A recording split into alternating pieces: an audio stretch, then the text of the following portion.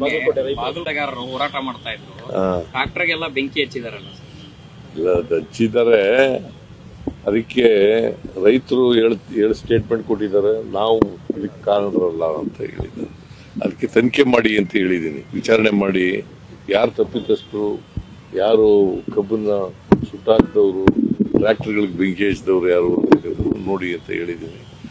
So ಅವರು ರೈತರು ಕೂಡ ಮುಧೋಳದ ರೈತರು ಒಂದು ಸರ್ಕಾರ ತೀರ್ಮಾನ ಮಾಡಿದೆ 3,300 ರೂಪಾಯಿ. ಅದಕ್ಕೆ ಒಪ್ಪಿಕೊಂಡು ಅವ್ರ ಚಳವಳಿಯನ್ನು ವಾಪಸ್ ತಗೋಬೇಕು ಅಂತ ಹೇಳಿ ಒತ್ತಾಯ ಮಾಡ್ತೀನಿ. ಹಿನ್ನಡೆ ಆದ್ರೂ ಕೂಡ ಹಿನ್ನಡೆ ಆಗಿದೆ ಸರ್ ಬಿಹಾರದಲ್ಲಿ. ಈಗ ಜನರು ಕೊಟ್ಟಂತ ತೀರ್ಪನ್ನ ಒಪ್ಕೋಬೇಕು. ಏನ್ ತೀರ್ಪು ಕೊಟ್ಟಿದ್ರೆ ಅದನ್ನ ಒಪ್ಕೋಬೇಕು.